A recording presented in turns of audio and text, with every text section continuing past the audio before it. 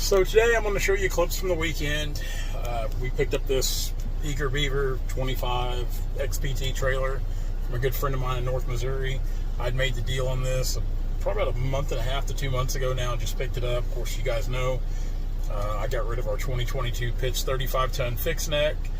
We decided to go a different route with having the star now, as most of you that follow the videos probably know all about that, or we're just kind of touching on that nonsense. Yeah, that's about all I got. Like I said, I'm sure there'll be some backlash on this video about how we do things, and that's okay. Like I said, if you watch the video towards the end, you'll see that. But I'm also going to talk about the beams I brought back, what we're going to do with those, which you guys probably already know anyway. But yeah, that's about it. It's just pretty happy with this trailer, pretty happy with the setup. In the end, the moral of all this, just you got to find what works best for you in your operation. And what we do, how we do it, would not work for everybody. And that's totally understandable, because a lot of what people do wouldn't work for us. It wouldn't work for how we operate. So you just got to find your niche or your path and roll with it from there, which luckily the way things have kind of come together with having this new Western Star and the 648s, it just it makes sense and it works for us. So enjoy the video. Thank you guys so much for watching, and try not to bash me too hard. Now, we're gonna unload this real quick before we do much filming, because Brandon's got cows in here, and I'm not a cowboy, so I don't want to chase these suckers. So we're gonna flip the levers up and unload these beams real quick. So these are the beams I bought, and I'm sure you guys can guess what these are going to be used for. We're going to start construction on that here fairly quick, and then we'll look at this trailer. You can just do it all with these loaders.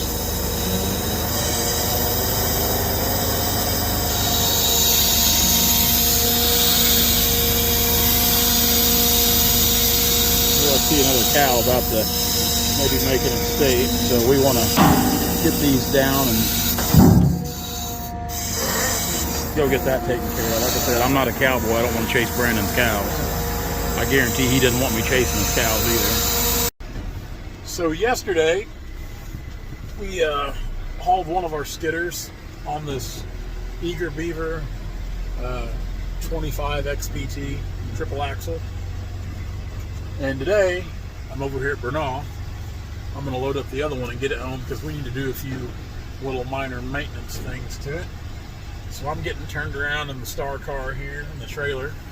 We're going to go out here by the road and load out here. That way we can get under everything, because there's some low-lying limbs and stuff. We don't want to go through that. I don't even like driving this Western Star around trees like that, because I don't want to scratch it up. I'm kind of particular about that kind of stuff. So in a minute, I'll walk back here, because Lord knows I need the exercise anyway.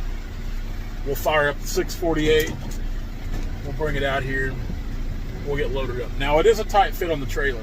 The only difference in the 648 we hauled yesterday and this one over here, we got two of them. The one we hauled yesterday has dueling ring wheels on it, so it's a little narrower because the wheels on this dished out. So actually, it's kind of the one I prefer to haul, because it's not near as wide. So this one will be a little wider, but other than that, it's the same machine. Our weight's probably around 34,000 pounds, so the trailer is more than enough to handle it. This trailer pulls really well down the road. I don't guess I gave you guys any backstory on this. I bought this trailer a while back. I went up to northern Missouri. I bought it from a friend of mine. I went up to northern Missouri Friday afternoon and into the night to pick it up after I'd hauled logs to the Starship here Friday morning. So I had a long day of trucking Friday. I was in this Western Star about 18 hours total, from the time I left my house Friday morning to the time I got back home and shut the truck off. Either way, this trailer pulls phenomenal. I've always been a fan of Beaver trailers. I've always wanted one. And of course, you know, I had the 2022 Pitts 35-ton and sold it and bought this one. Of course, I bought this one and luckily got the other one sold as well. Pop some air here. I'm going to go ahead and just turn this truck off. We don't need to be running wasting diesel fuel. Then we'll walk back here. Get this. So I'll go ahead and show you the trailer now. Shut this door. Flip you. Again, this is a Eager Beaver 25 XPT triple axle, 25-ton trailer. And honestly, I wish it was about 2 foot longer. That would make things very nice. And if I was going to buy a new one, which I'm not ruling that out, but if I was going to buy a new one today, I would get the 25 XPT with the lift axle on it. All three of these axles are on the ground all the time. So, yeah, I mean, it kind of makes turning, you know, it's not terrible. It follows the truck really well. But, you know, you've always got that axle, the front axle wearing. And, you know, if you can pop it up, why not? Why not? Now, this trailer it's not a brand new trailer, but it is like new. It has hardly been used at all. Yeah, like I said, it's hardly been used. Brand new set of tires all the way around. Like I said, nearly new. Spring-loaded ramps, which they go up a lot easier than they go down, luckily. We'll kick these things down and we're going to go on back. So we're up on here. I meant to get some video of loading, but it takes a little concentration. And this is only the second time I've loaded a skidder on this trailer. We'll hop down. I'll kind of show you what it looks like. Now I'm sure some of you will throw a fit and think this is absurd, but this ain't bad. So I do come across the front with the blade. I put the blade right across the toolbox, right there, just because, and I'll show you why.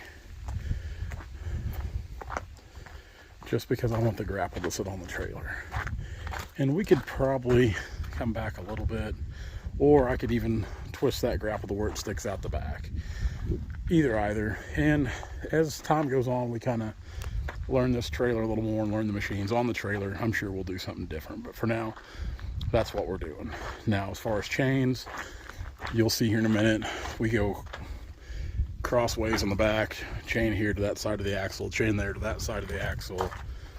We'll throw a chain in the middle here on the center section, then the same, chains in the front, crossways on the front axle. For now, we'll just do a chain on the blade, chain on the grapple. I know we should do 2 chains, but if we get pulled over, we got to give them something to talk to us about, don't we? Now, when I get going, you'll see we're kind of front heavy with the skidder. What I will do is I'll drop my tag, and that'll kind of pick things back up. That's what I did yesterday. And like I said, this skidder, with these wheels, these configurations, this skidder is just a little bit wider because these wheels are totally offset. Now, the other 648 has the dueling rings on it, so the wheels on it kind of set in a little more. They're not near as dished out, so we're just a few inches wider with this machine with these 30.5s. The other skidder runs the 30.5s as well. This is a 12 model, or a 13 model. The other model's a 12. But other than that, same skidder. 648 dual arches, 30.5 tires on configuration. Like I said, we're weighing in probably right around 34,000 pounds on a 25-ton trailer with a truck with 505 horsepower. We have no trouble doing anything. This thing, with the automatic transmission, it pulls it like a dream. It stops on a dime. The key to hauling this equipment, don't get in a hurry. Don't get out here trying to run a NASCAR race. Load up, just ease your way to where you're going, and be happy with that. You don't need to set any kind of land speed records and trying to get there in just an astronomical small amount of time. Just load up, get glued down, and just ease your way to where you're going. Now, this machine here, honestly, the next job's not more than 7 or 8 miles from here, but like I said, we're taking this back to the yard because we're going to do some maintenance for it before we take it back out to a job. I've got some things I just want to get done. We've got some air conditioning components that we're going to put on because the guys are complaining about how hot it is in the cab. And I can relate to that because if you don't have good air conditioning in these cab machines, it's just like being in a frying pan or an oven. So that's one main one. Then just some odds and ends. We try to stay up on these machines the best we can because downtime is crucial for us in what we do. I absolutely hate downtime. I hate working on stuff, so we try to stay up on our maintenance the absolute best we can. So with all that being said, it is a Sunday morning, late morning. I'm going to go ahead and get this glued down. we'll get all fastened down, we'll fire up the truck, and we'll get on our way. We've got about a 40-mile haul, so not too bad today. Now when I chain something down, I like it pretty snug. You can see here, cross chain, just that's a shorter chain there. I need to get some short chains for this. Chain in the middle, pair of chains crossing the back. Of course the brakes set, all attachments are down. I believe Phoenix, you mentioned something if the trailer would handle the 648s, which again, weight's not a factor. I do wish this trailer was about 2 foot longer, which if I do end up buying a new one, which I'm not ruling that out completely, because I've been looking at these eager Beaver 25 XPTs. I'd like to see if I could get a little longer configuration. But then comes the problem of it's just a little more trailer to pull behind the truck. See, with this setup, we actually get a blanket permit for the year to haul, to deal with our length and our width. So now when I haul this, the Western Star's got beacon lights up here. I turn the beacon lights on. We try to do it as legal as absolutely possible, especially for moving these machines up north, which again, this is only the second time I've hauled one of these skidders with the Star in this trailer, because, well, again, we trucked all day to go get the trailer on a Friday night. So, but it's a good looking setup. As far as height, I don't think we're real tall. Somebody mentioned about the height. I would have to get up there and measure, but a lot of that's knowing your routes. We're not going under any overpasses, or going under any overpasses, or going over any underpasses. How about that? Low line or low clearance power lines like these, we can get under these fine. So a lot of it's just knowing your route, so that's always important. But yeah, we're not super tall. That trailer's kind of a low pro trailer to begin with. And again, you can kind of see the truck. There's a lot of weight back there. When we get out here on the pavement, which is right there, we'll flip that tag down, transfer a bunch of that weight back to the front axle, kind of keep that back end up a little bit. So again, this isn't, to me, this isn't that big of a deal. Just slow and steady, you know, being over width. And it wouldn't matter what I was hauling over width. I do like trucking. It doesn't matter if I'm trucking skidders, trucking logs. I've got some other trucks I like to play with. I've got a hopper. I've just got a few other things, but I've always enjoyed driving and pulling a trailer. So, and it's by far not that I'm a professional super trucker, because I'm not. I enjoy doing it and playing around with it. And for me, it's kind of a hobby, just like on a Sunday. To me, this is a fun Sunday activity, is doing a little trucking, whether it's hauling logs or hauling equipment. This is what I enjoy about the job, and the freedoms of doing this job and having nice equipment to do it with. I told my dad years ago, I don't mind working long hours and days on end, but having nice equipment to do that with makes all the difference in the world. So we're going to fire the Star car up. We'll pull out on the big road here in just a second. We'll start trucking towards Stockton. All right, let's fire up and go. We'll go ahead and start checking our air in. Twister right into the go forward mode here. And again, like this thing, to me anymore, I used to think 500 horsepower was just all the horsepower in the world, but it seems like anymore, just like with cars and trucks and anything, 500 is, to me, it's kind of standard anymore. Let's look both ways before we cross the street here. Doesn't look like anything's coming.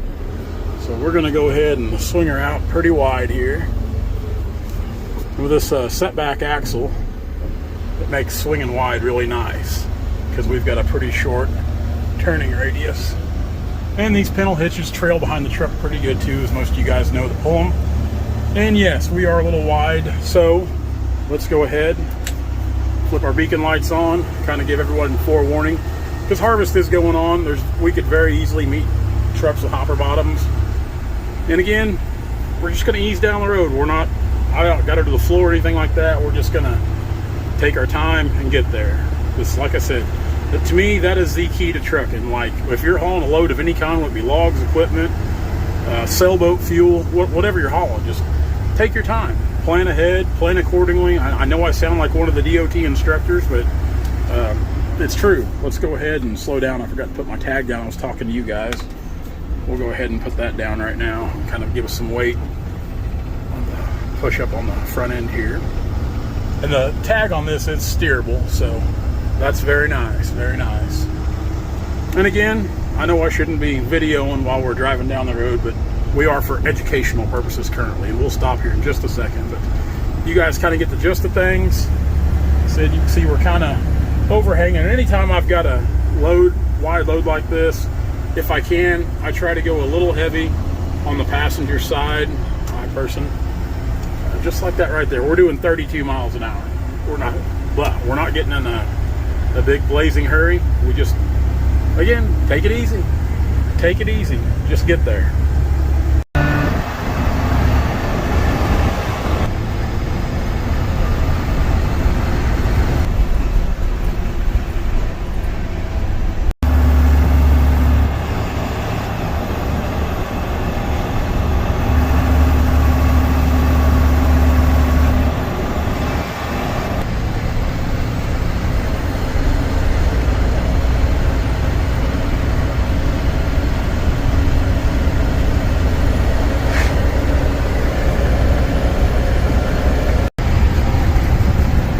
You guys seen there, going slow around the corner, then meeting the car. We're doing about 45 now. We're getting ready to cross Interstate 49 or 71 highways, I still call it. I don't know, man. Like I said, just I don't get in a hurry. The top speed on this little haul, probably about 55 mile an hour in the long straight stretches, but I just don't get in a hurry when I'm hauling equipment.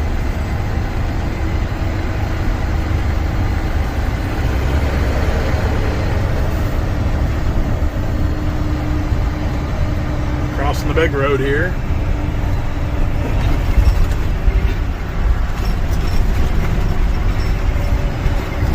And the city lights. Rolling into the hometown of Stockton, Mo. Nothing seems to grab people's attention like a big red truck with flashy lights hauling a big old green log skidder behind us. Typical Sunday in my little hometown, not a lot going on. All the churches just got out, so people are around eating. Then you got us crazy folk who work through the weekend, every weekend. That's what we're doing, getting geared up and ready for the week. Again, I can't even begin to brag on this Western Star enough on how well it pulls and handles the load. I've got the Jake on right now. It's got a 3-stage Jake. I'm on the second setting, just kind of easing through. You can see there. Speed limit's 35, but we're just, again, taking it easy. 25 when flashing here where I went to school. All 13 years, kindergarten through high school. My dad went to school in that red brick building there. That red brick building's pretty old. Yeah, most of you guys probably haven't ever been to Stockton, but the ones that have, it's not a very big town. We're a little less than 2,000 people. Not much here. Our claim to fame is pretty much Stockton Lake, and of course, if anybody out there breaks their back or ever has broken their back picking up black walnuts, I think they all end up back here at Stockton, Missouri at Hammond's Products. I think that's where the majority of all the black walnuts picked up end up this year, and there they process them into the nuts that you buy at the grocery store. They do all kinds of stuff with them. It's actually pretty interesting, all the stuff they do with the nut. They use every bit of it that goes in there for something, but it's down here at the bottom of the hill, what we call the town hill. Getting ready to come up on the square, which my little hometown was destroyed the year I graduated high school in 2003 on May 4th. A F4 tornado ripped through town and just leveled it and changed it forever, and it'll never be the same to me or anybody else that's been here for quite some time. But the town square is really not even a square anymore. But silos you see there, that's Hammond's. It used to be a 4-way, now it's got these high-speed turning lanes here.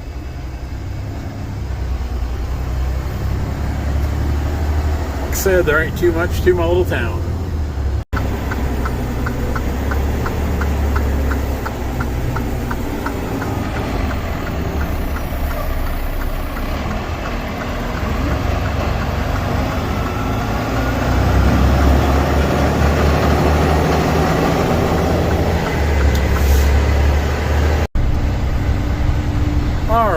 Ready to turn into the yard here. Got our Jake on, slow us down. The old yard's looking pretty bare right now, but that's all going to change this week. We removed the 12 Model H yesterday. We're going to start shuffling walnut into the yard, oak logs as well. It's in here. I'll watch my mirrors there. Yeah, we've got all this mowed and beat down. Of course, I've got all this rock this year as well. I need to spray that. I'm going to go ahead and kick that tag up. We'll turn the beacon lights off. We'll go down here with the 548D and the 440C, and we'll kick this thing off. All right, guys, that's it. We're going to go ahead and kick this thing off, get it unloaded, park it over here. Then the next 2 days, we'll start to work to it because it needs to go out to another job here pretty quick, later this week, actually. And we just got some minor things to do. Like I said, the air conditioning components, just a few other little odds and ends, things that bug me. So that's why it's home. So again, thank you all for watching the channel. I'm sure I'm going to state it at the beginning of this video as well as here at the end. I'm sure we'll get some backlash on how we're hauling our skidders or what we're doing or how we're doing it. But you know, after a while, you hear so much of that stuff from people that probably don't have a dog in the fight anyway. So I'm usually pretty cautious on who I take advice from. And luckily, I feel pretty confident about the people I do take advice from, they're swinging a lot bigger club than I am, and they're pretty knowledgeable about what's going on. So whenever I do need advice or seek advice, I usually seek them out and ask them questions, because chances are they've done what I'm doing, and then they're doing it now, and they're doing it better and doing it more efficient, and that's kind of the direction I want to head as well. So it's always a learning process. But thank you so much for watching, and we'll see you tomorrow.